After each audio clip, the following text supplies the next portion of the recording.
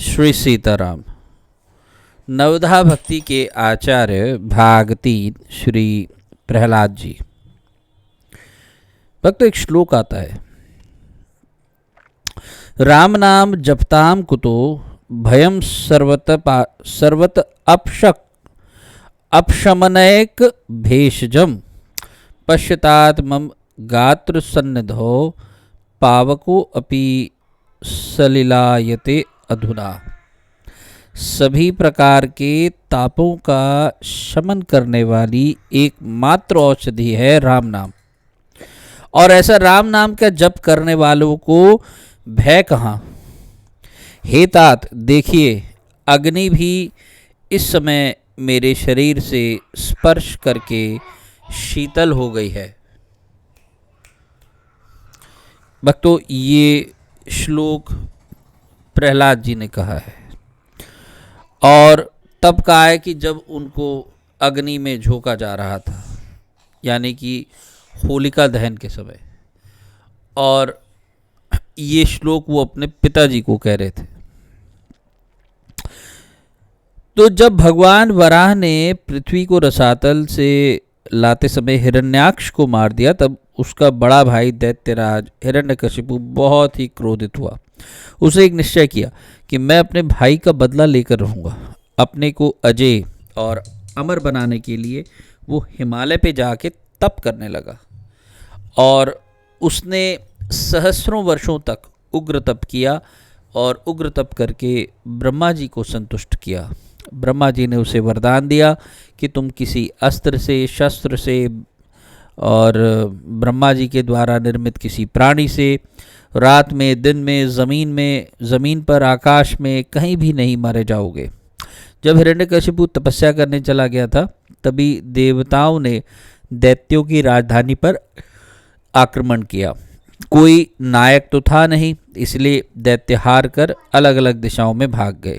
देवताओं ने दैत्यों की राजधानी को लूट लिया। देवराज इंद्र ने हिरण्यकशिपु की पत्नी कयाधु को बंदी बना लिया और उसको स्वर्ग की ओर ले चलने लगा। रास्ते में देवर्षि नारद मिले। उन्होंने इंद्र को रोका और कहा कि तुम दैत्यराज की पतिव्रता स्त्री को मत ले जाओ। इंद्र ने बताया कि कयाधु गर्भवती है, उसके जब संतान हो जाएगी तब उसके पुत्र का वध करके उसे छोड़ दिया जाएगा। देवर्षि ने कहा, इसके गर्भ में भगवान का परम भक्त है, उससे देवताओं को कोई भय नहीं है, उस भागवत को मारा नहीं जा सकता है। इंद्र ने देवर्षि की बात मान ली। वे कयाधु के गर्भ में भगवान का भक्त है ऐसा सुनकर उनकी परिक्रमा करके, यानी कयाधु की परिक्रमा करके अपने लोक को चले गए। जब कयाधु देवराज के बंधन से छोड़ दी गई, तब वह देवर्षि के आश्रम में आकर के रहने लगी। उसके पति जब तक तपस्या से नहीं लौटे, उसके लिए दूसरा निरापद आश्रय था ही नहीं। देवर्षि भी उसे पुत्री की भांति मानते थे और बार बार गर्भस्थ बालक को लक्ष्य करके उसे भगवत भक्ति का उपदेश दिया करते थे। गर्भस्थ बालक प्रहलाद ने उन उपदेशों को ग्रहण कर लिया। भगवान की कृपा से वह उपदेश उन्हें फिर कभी नहीं भूला। जब वरदान पा लिया हिरण्यकशिपु ने, तो उसके बाद वह वापस अपनी राजधानी लौटा। तब उसने सभी देवताओं को जीता, सभी लोकपालों को जीतकर वह उनके पद का स्वयं उपभोग करने लगा। उसे भगवान से, श्रीहरि से घोर शत्रुता थी, अतः ऋषियों को वो जहाँ तहाँ देखता वह उनको कष्ट देता। उसने यज्ञ बंद करवा दिए। धर्म का वह घोर विरोधी हो गया। उसके गुरु शुक्राचार्य उग्र तप करने के लिए चले गए थे।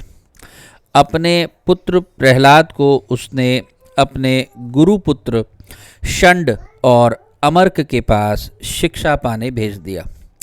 प्रहलाद उस समय 5 वर्ष के थे और एक बार वे घर आए तो माता ने उन्हें वस्त्र आभूषणों से सजाया। पिता के पास जाकर उन्होंने प्रणाम किया और प्रणाम करके हिरण्यकशिपु ने प्रहलाद को अपनी गोद में बिठाया, स्नेहपूर्वक पूछा, बेटा तुमने जो कुछ भी पढ़ा है उसमें से कोई अच्छी बात मुझे सुनाओ।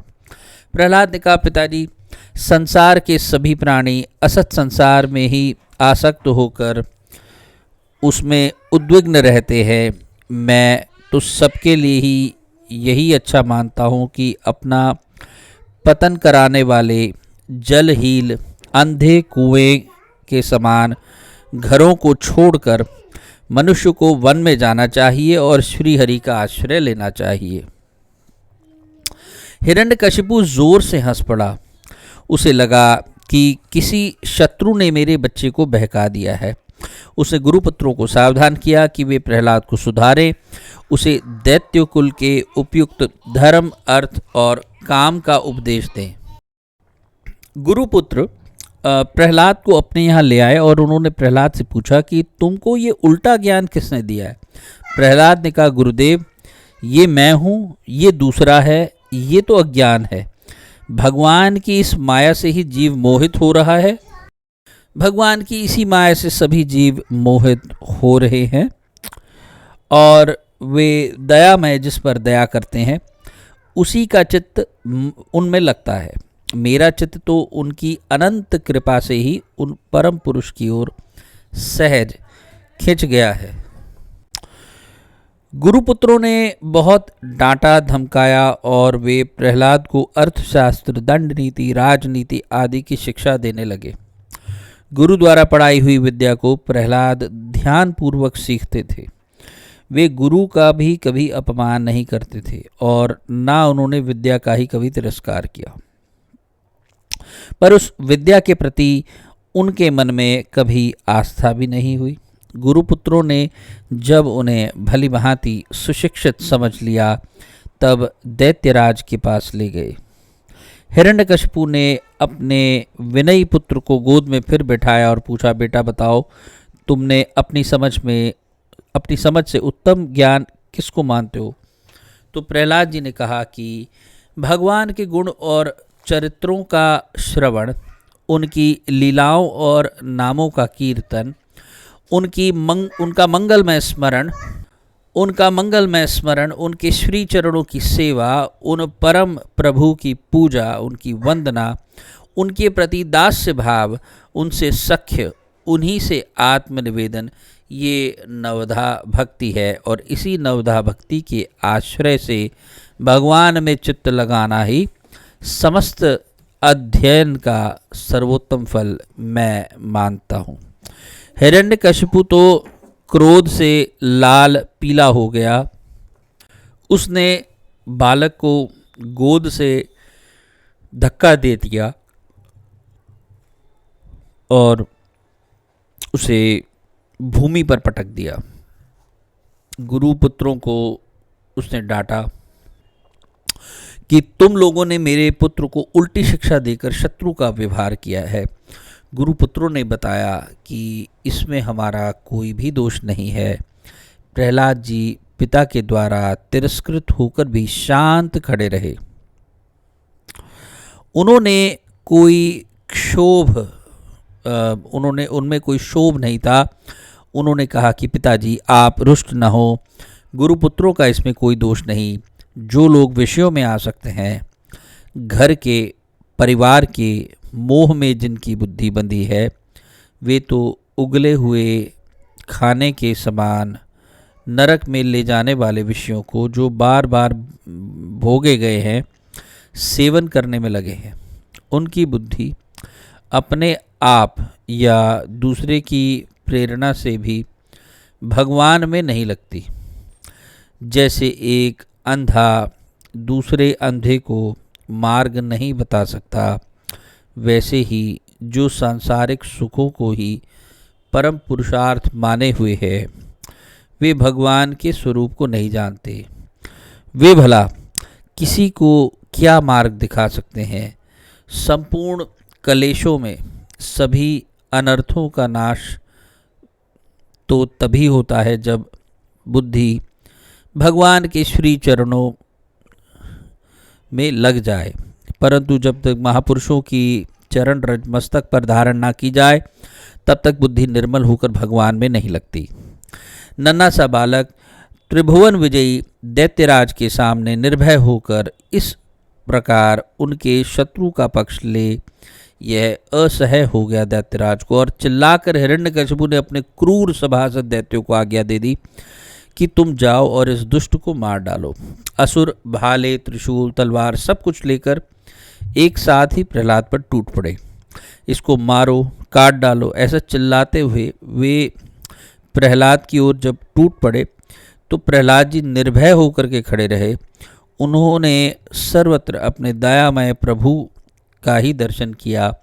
डरने का कोई कारण नहीं जान पड़ा उनको, और इसलिए वो डरे भी नहीं। असुरों ने पूरे बल से अपने अस्त्र शस्त्र बार बार चलाए, किंतु प्रहलाद को कोई भी क्लेश नहीं हुआ। उनको तनिक भी चोट नहीं आई। उनके शरीर से छूते ही वो हथियार टुकड़े टुकड़े हो जाते थे। अब हिरण्यकशिपु को आश्चर्य हुआ। उसने प्रहलाद को मारने का निश्चय कर लिया। अनेक उपाय करने लगा वो, और मतवाले हाथी के सामने उसने हाथ पैर बांधकर प्रहलाद को डाल दिया। हाथी ने अपनी सूंड से प्रहलाद जी को उठाया, अपने मस्तक पर बिठा लिया। फिर प्रहलाद जी को एक काल कोठरी में बंद कर दिया। वहाँ भयंकर सर्प छोड़े, लेकिन सभी के सभी सर्प प्रहलाद जी के पास पहुंचकर केंचुए के समान सीधे हो गए। उन्होंने जंगली शेर को वहाँ छोड़ा, तब वो पालतू कुत्ते की तरह अपनी पूंछ हिलाते हुए प्रहलाद जी के पास जा बैठा। प्रहलाद को भोजन में उग्र विष दिया गया, लेकिन उसका उन पर कोई भी प्रभाव नहीं हुआ। विष जैसे उनके उदर में जा कर के अमृत हो गया। अनेक दिनों तक भोजन तो क्या, जल की एक बूंद भी प्रहलाद को नहीं दी गई। पर वे शिथिल होने के बदले ज्यों के त्यों बने रहे। उनका तेज बढ़ता ही जाता था। उन्हें ऊंचे पर्वत से गिराया गया, पत्थर बांधकर समुद्र में डुबोया गया, लेकिन दोनों बार वे सकुशल भगवान नाम कीर्तन करते हुए नगर में लौट आए। बड़ा भारी लकड़ियों का पर्वत एकत्र किया गया। हिरण्यकशिपु की बहन होलिका ने तप करके एक वस्त्र पाया था। वो वस्त्र अग्नि में जलता ही नहीं था। होलिका वह वस्त्र ओढ़कर प्रहलाद जी को गोद में लेकर उस लकड़ियों के ढेर पर बैठ गई और उस ढेर में अग्नि लगा दी गई। होलिका तो भस्म हो गई। पता नहीं कैसे उसका वो वस्त्र उड़ गया और उसकी देह में आग लग गई। किंतु प्रहलाद जी तो अग्नि में बैठे हुए भी पिताजी को समझा रहे थे। ये वही श्लोक है जिससे हमने चरित्र शुरू किया था। उन्होंने पिताजी से कहा कि पिताजी, आप भगवान से द्वेष करना छोड़ दें। राम नाम का यह प्रभाव तो देखें कि यह अग्नि मुझे अत्यंत शीतल लग रही है। आप भी राम नाम लें और संसार के समस्त तापों से इस प्रकार निर्भय हो जाएं। दैत्यराज हिरण्यकशिपु के अनेक दैत्यों ने माया के प्रयोग किए, लेकिन कोई भी माया प्रहलाद के सन्मुख टिकती ही नहीं थी। उनके नेत्र उठाते ही माया के दृश्य अपने आप नष्ट हो जाते थे। गुरुपुत्र षंड और अमर्क ने जो अभिचार के द्वारा प्रहलाद को मारने के लिए एक कृत्या नाम की राक्षसी को उत्पन्न किया, और उस कृत्या ने बजाय प्रहलाद जी को मारने के उल्टा गुरुपुत्रों को ही मार दिया। प्रहलाद ने भगवान की प्रार्थना करके गुरुपुत्रों को फिर से जीवित किया। इस तरह मारने की चेष्टा करने वालों को उनके मरने पर जीवन दान दिया। ऐसे प्रहलाद जी थे। ऐसे धन्य है प्रहलाद जी। इस प्रकार दैत्यराज ने अनेकों उपाय कर लिए प्रहलाद को मारने के, लेकिन कोई भी उपाय सफल नहीं हुआ। जिसका चित्त भगवान में लगा हो, जो सर्वत्र अपने दयामय प्रभु को प्रत्यक्ष देखता हो, भला उसकी तनिक सी भी हानि वे सर्वसमर्थ प्रभु कैसे होने दे सकते हैं। अब दैत्यराज हिरण्यकशिपु को भय लगा। वे सोचने लगे कि कहीं ये नन्हा सा बालक मेरी मृत्यु का कारण न बन जाए। गुरुपुत्रों को कहने से प्रहलाद को उन्होंने फिर से गुरुगृह भेज दिया। शिक्षा तथा संघ के प्रभाव से बालक सुधर जाए, यही उनकी इच्छा थी। गुरुगृह में प्रहलाद जी अपने गुरुओं की पढ़ाई हुई विद्या को पढ़ते थे, लेकिन उस विद्या में उनका चित्त नहीं लगता था। जब दोनों गुरु आश्रम के काम में लग जाते थे, तब प्रहलाद जी अपने सहपाठी बालकों को बुला लेते थे। एक तो प्रहलाद जी राजकुमार थे, दूसरी बात ये अत्यंत विनम्र थे और सभी से प्यार से बात करते थे, इसलिए सभी बालक खेलना कूदना छोड़कर इनके बुलावे में इनके पास एकत्र हो जाते थे। तो प्रहलाद जी ने बड़े प्रेम से उन बालकों को समझाया कि भाइयों, ये जन्म व्यर्थ नष्ट करने योग्य नहीं है। यदि इसी जीवन में भगवान को ना पाया तो बहुत बड़ी हानि हो जाएगी। घर द्वार, स्त्री पुत्र, राज धन आदि ये सब के सब दुख देने वाले ही हैं। इनमें मोह करोगे तो नरक जाना पड़ेगा। मन को इंद्रियों के विषय से हटा लेने में ही सुख और शांति है। भगवान को पाने का साधन सबसे अच्छे रूप में इस कुमार अवस्था में ही हो सकता है, और बड़े होने पर तो स्त्री पुत्र धन आदि इन सब का मोह मन को बांध लेता है, और वृद्धावस्था में कोई क्या ही कर सकता है। तो इसलिए कुमार अवस्था से ही भगवान का भजन करना चाहिए। कौमार आचरित प्राज्ञो धर्मान भागवतानेह दुर्लभम मानुष देहम तदपि ध्रुवम अर्थतम। तो भगवान को पाने में कोई बड़ा श्रम नहीं है। ये वे तो हम सबके हृदय में ही रहते हैं, वे सब प्राणियों में ही रहते हैं, इसलिए किसी प्राणी को कष्ट नहीं देना चाहिए। मन को सदा भगवान में ही लगाए रहना चाहिए। सीधे साधे सरल चित्त दैत्य बालकों पर प्रहलाद जी के उपदेश का प्रभाव पड़ता था। बार बार सुनने से वे उपदेश पर चलने का प्रयत्न करने लगे। शुक्राचार्य के पुत्रों ने ये सब देखा तो उन्हें बहुत भय हुआ। उन्होंने प्रहलाद जी को दैत्यराज के पास ले जाकर सब बातें बताई।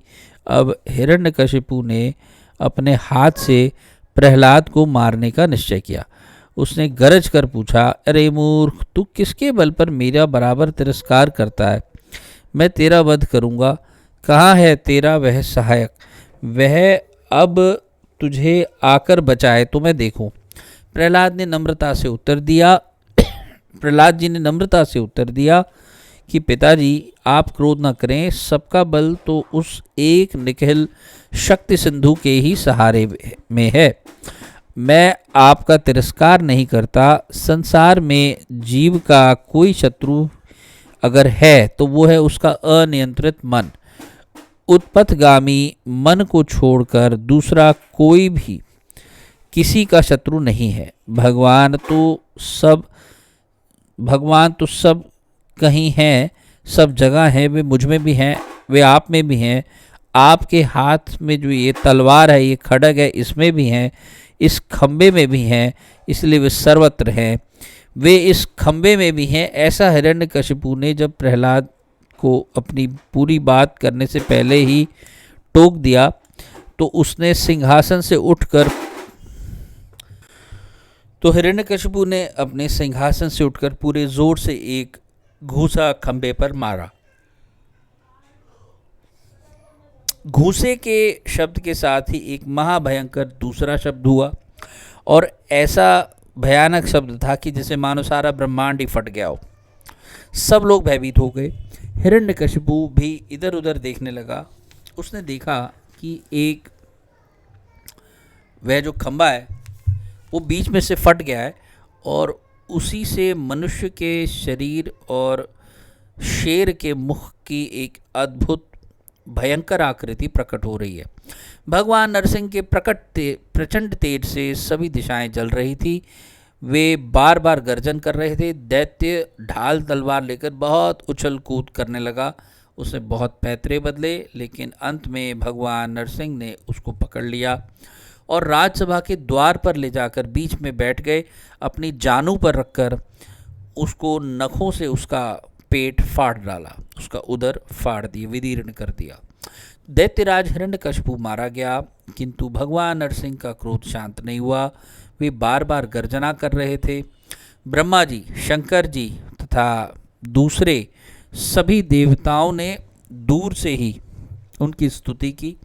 पास आने का साहस किसी में भी नहीं हुआ, यहाँ तक कि भगवती लक्ष्मी जी भी उनके पास नहीं आ सकी।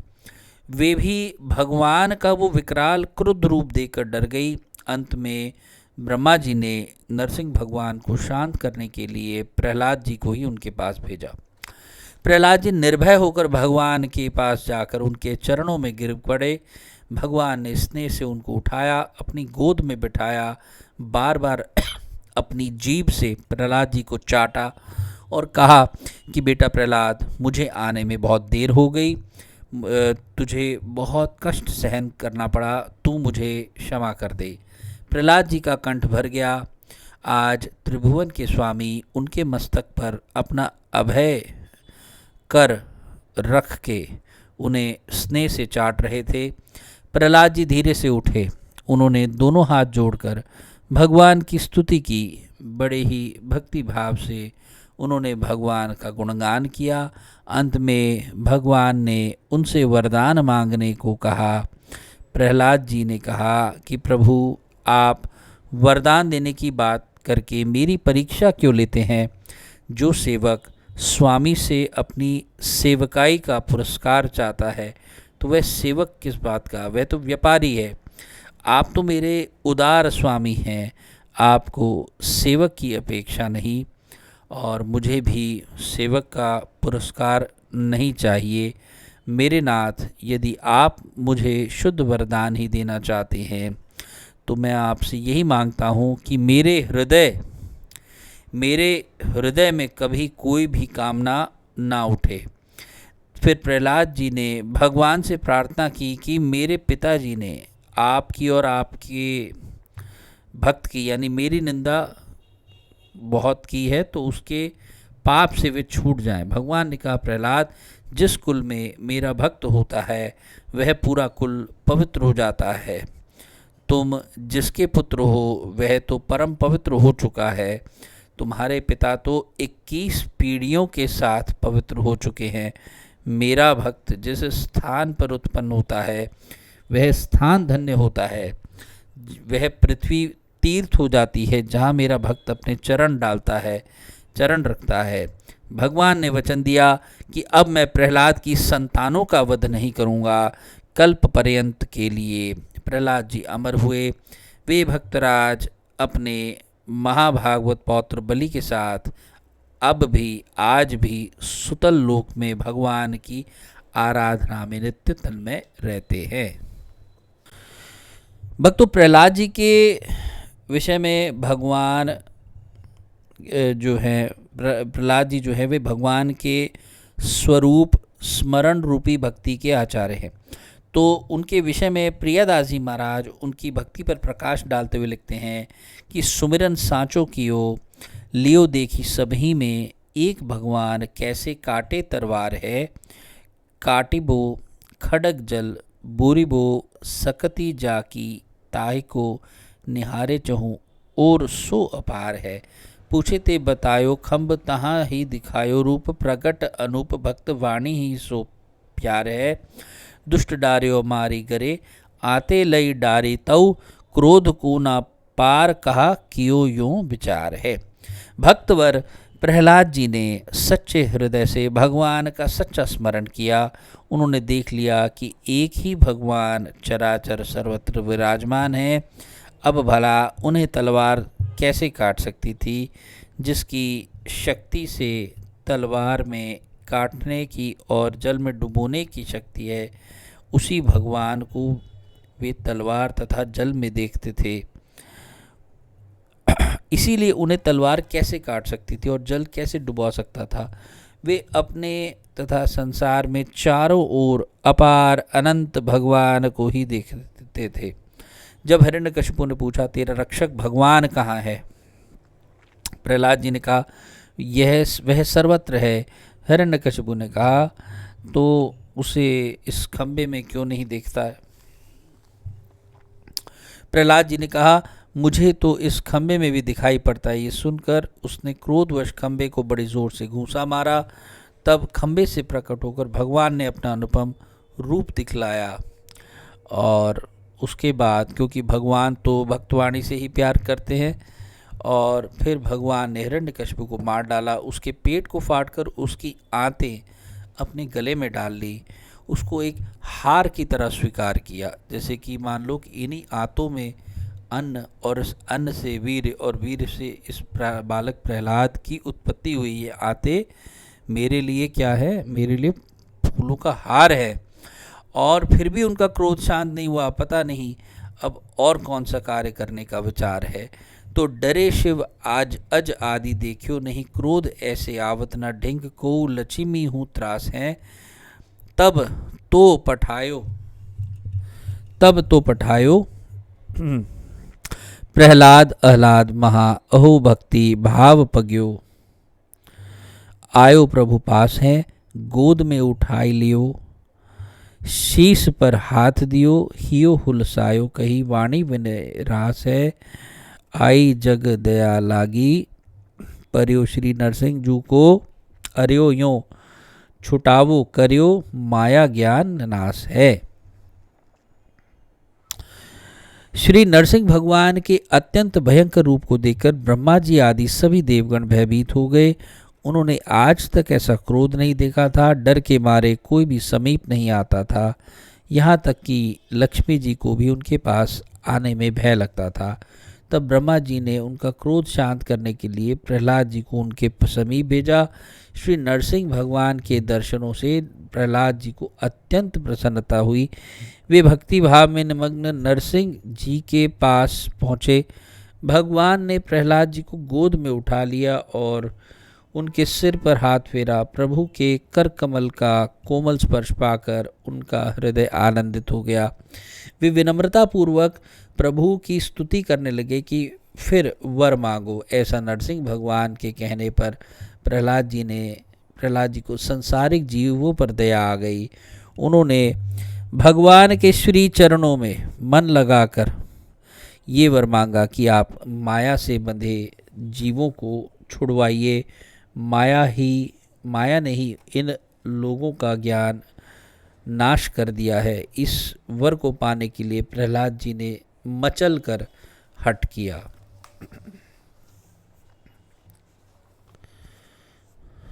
भक्तों, प्रहलाद जी का जो ये चरित्र है ये काफ़ी विस्तार में भक्तमाल में दिया गया है और जिसको मैंने आपको कह के सुनाया। Your illusory energy has covered the knowledge of all the people within your creation. So Prahlad felt compassion for all the conditioned souls, so he begged for their benediction. O Lord, kindly deliver all these living entities who are entangled in the bondage of Maya. Prahlad was very ardent in this request to Narsingh Bhagwan. भक्तों, मोहनदास करमचंद गांधी जी के भी कम से कम 4 और भाई बहन थे और भगत सिंह के भी 4 ब्रदर 3 सिस्टर्स थे। और यदि प्रहलाद जी को भी कोख में ही मार दिया जाता, वो कोई भी मारता, चाहे इंद्र मारता या कोई भी मारता, तो क्या प्रहलाद जी का जन्म होता? आज के समय में ये बड़ा भयंकर एक अनुचित कार्य चल रहा है, खासकर हिंदूज में। हम दो हमारा एक, हम दो हमारी एक, हम दो हमारे दो, हम दो हमारी दो की संख्या की रट लगा रखी है। और आप 2 हैं तो आप 2 ही छोड़ के जाओगे क्या, या एक को ही छोड़ के जाओगे क्या? तो क्या ऐसे हिंदू धर्म बढ़ेगा क्या? क्या हिंदू धर्म में और अच्छे अच्छे जीवात्माओं को प्रवेश करने का आप मौका ही नहीं दोगे? इसलिए विचार करना चाहिए कि हमें अपनी जनसंख्या को जितना हो सके उसको बढ़ाना चाहिए। आप अपने दादा परदादाओं में देखेंगे कि वो हम दो हमारे दो की नीति पर नहीं चलते थे। वो हम दो और हमारे 6 या हम दो हमारे 8 इस तरह की नीति पे चलते थे। अगर आपको लगता है आप जनसंख्या आदि नहीं बढ़ा सकते अपनी, तो कम से कम ब्रह्म हत्या जैसा पाप आप ना करिए, गर्भ हत्या का पाप आप नहीं करिए, भ्रूण हत्या का पाप आप नहीं करिए। ये एक महापाप है। भ्रूण हत्या का पाप से ही अवगत कराने के लिए देवर्षि नारद ने इंद्र को चेताया था और ये भी कहा था कि इस बालक के गर्भ में, इस कयाधु के गर्भ में जो बालक है वो भगवान का भक्त है। वैसे भी कोई भी बालक या बालिका माँ के गर्भ में आती है तो उसको अपने पूर्व कई सारे जन्मों का ज्ञान होता है, इसलिए वो जीवात्मा एक ऋषि कहलाई गई है, ऋषि। और उसकी निर्मम हत्या कर देना, ये तो हमें मुसलमानों से सीख लेना चाहिए कि वो भी ऐसा नहीं करते। वो अपने यहाँ संतानों का स्वागत करते हैं, ऊपर वाले की देन मानते हैं। और हमें भी यदि अपने यहाँ पर अच्छी अच्छी जीवात्माओं का धरती पे उतारना है तो उद्धार उनका सर्वप्रथम हिंदू धर्म में ही होता है।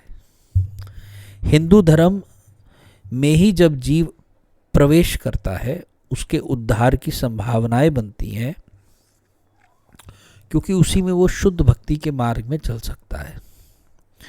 और जब हिंदू ही उसको अबॉर्ट कर दे, अपनी माँ ही उसको अबॉर्ट कर दे, अपना पिता ही डिसाइड कर ले, डॉक्टर्स ही डिसाइड कर लें कि इन संतानों को तो मारना है, तो वो बेचारी संतानें अपनी रक्षा कहाँ से करेंगी, कैसे करेंगी?